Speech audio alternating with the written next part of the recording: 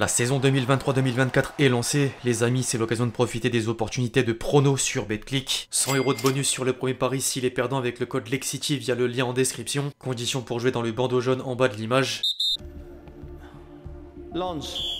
L'équipe, j'espère que vous allez bien. Aujourd'hui, c'est le moment d'évoquer le tirage au sort de la phase de poule de Ligue des Champions édition 2023-2024. Il était très attendu pour plusieurs raisons, dont le sort des clubs français qui y sont fixés. Le PSG a hérité du groupe de la mort, alors que Lens est tombé dans un groupe à saveur Ligue Europa. Supporters parisiens et lensois, je compte sur vous pour me donner votre avis dans les commentaires. En dehors du patriotisme, la nouvelle campagne proposera de belles histoires entre les équipes qui n'avaient plus mis les pieds dans la compétition étoilée depuis plusieurs années, voire jamais, à l'image de l'Union Berlin. Les confrontations inédites telles que Newcastle qui n'avait jamais joué le Paris Saint-Germain, l'AC Milan et Dortmund, ou encore la coïncidence pour certaines recrues dans le même groupe que leur ancien club. En attendant le calendrier, les amis, j'ai envie de me prêter au jeu des pronos du classement des groupes à chaud, dans le but de déterminer les équipes que je vois passer en 8ème de finale, les 3e possiblement repêchés en Ligue Europa, et les derniers synonymes d'élimination. Il y a encore pas mal d'inconnus à quelques heures de la fin du mercato estival, or le timing oblige. En parlant de pronos, je rappelle que vous pouvez vous inscrire sur BetClick avec le code LEXCITY pour bénéficier jusqu'à 100 € de freebet si le premier pari est perdant. Jouez toujours dans la limite du raisonnable, il y a des risques et il faut obligatoirement être majeur.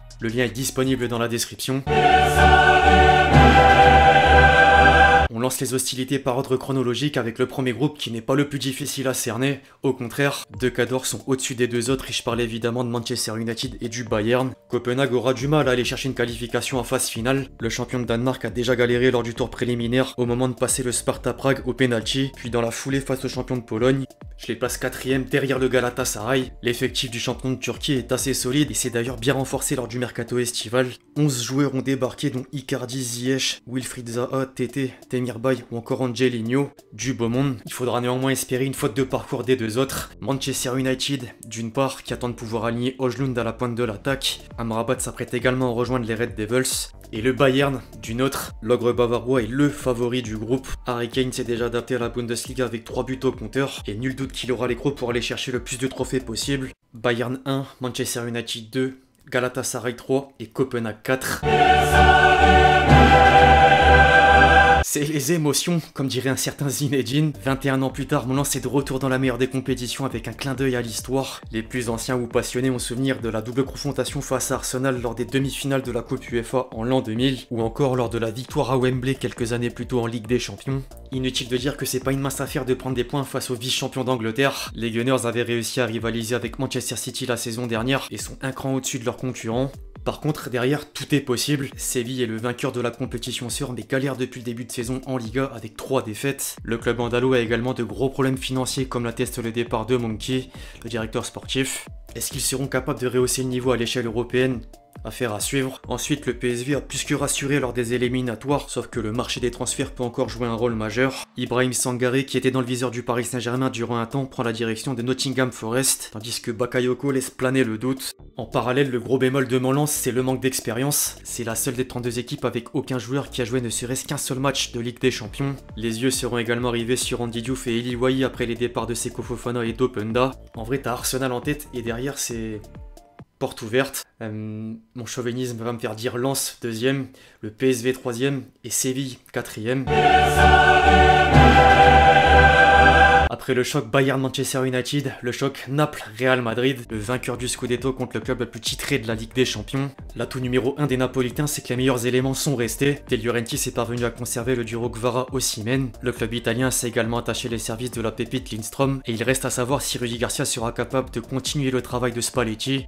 Concernant les Madrilènes, ensuite, il y a un gros moins et un gros plus. Florentino Pérez n'a pas recruté le successeur de Benzema et les Madridistas attendent toujours Mbappé. En parallèle, le nouveau système en 4-3-1-2 bénéficie à Bellingham qui enchaîne les buts depuis son arrivée. L'anglais s'est vite adapté sous les ordres de Carlo Ancelotti. Derrière, le duel Braga-Union Berlin tient toutes ses promesses. Le club allemand continue de suivre une progression linéaire d'année en année. Ils sont montés en Bundesliga, qualification Ligue Europa Conférence, puis Ligue Europa et désormais Ligue des Champions. L'Union Berlin débute en plus la saison en fanfare avec une 2e place en Bundesliga. Le recrutement est intéressant entre Gosens, auteur d'un doublé lors du dernier match, ou encore le prêt de Datro Fofana qui a déjà marqué les esprits lors de la préparation estivale.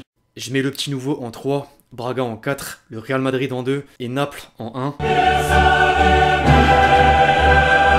Comme le groupe A et le groupe C, dans le groupe D, deux équipes sortent leur épingle du jeu. L'Inter, d'abord, qui s'est hissé en finale de la dernière édition. Les Nerazzurri ont perdu Onana et Brozovic, mais ont fait Yann Sommer, Fratesi, Marcus Thuram, Alexis Sanchez ou encore Benjamin Pavard. Et le Benfica, ensuite, qui est capable de poser des problèmes à n'importe quel cadre. Le club lisboète s'est également permis quelques coups avec le retour de Di Maria, Gonçalo Guedes pour un deuxième prêt, Coxu, Cabral ou encore Jurasek. Les deux clubs restants batailleront sans doute pour la troisième place. La jeunesse de l'effectif de Salzbourg peut à la fois être un avantage et un inconvénient. En parallèle, la Sociedad a conservé l'ossature de l'équipe, mais peine à lancer sa saison avec 3 matchs nuls.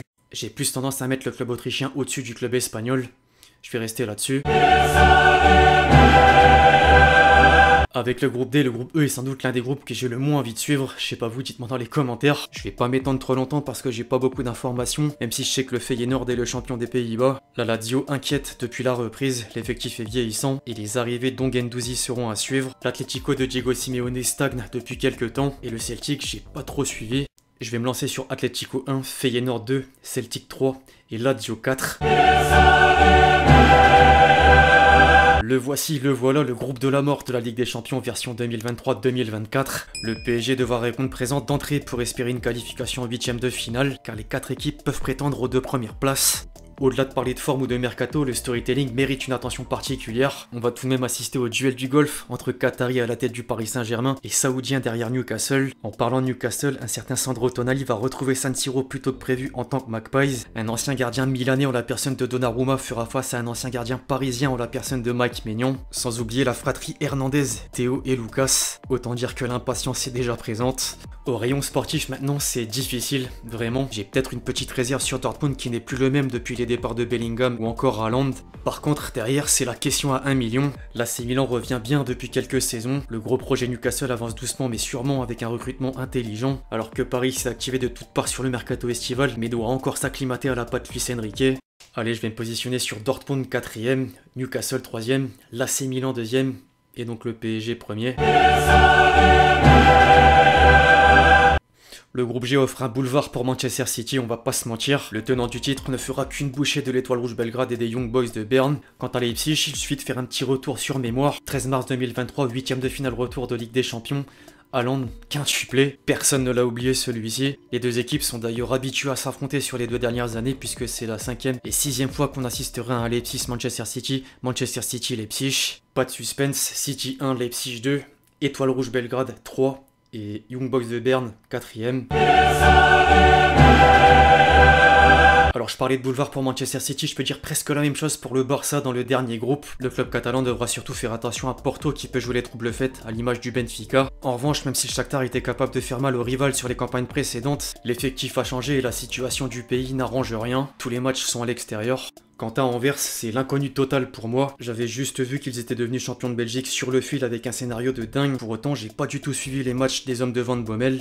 Alors pas de doute pour les 2 premières places, Barça 1, Porto 2, Anvers 3. Shakhtar 4. Bref, l'équipe, c'est tout pour cette vidéo prono de la phase de poule de Ligue des Champions édition 2023-2024. J'espère qu'elle vous a plu, je compte sur vous si c'est le cas pour lâcher votre meilleur j'aime, comme d'habitude. N'hésitez pas à vous prêter à l'exercice dans les commentaires, je lirai tout ça avec attention. Un clin d'œil au passage au tirage au sort de la phase de poule de la Ligue Europa et de la Ligue Europa Conférence. Marseille a malheureusement imité le Paris Saint-Germain avec le groupe de la mort. Toulouse affrontera Liverpool. Rennes a plutôt ses chances, idem pour Lille en C4. On se retrouve très vite pour de nouvelles vidéos sur la chaîne, c'était Lexity. Ciao ciao.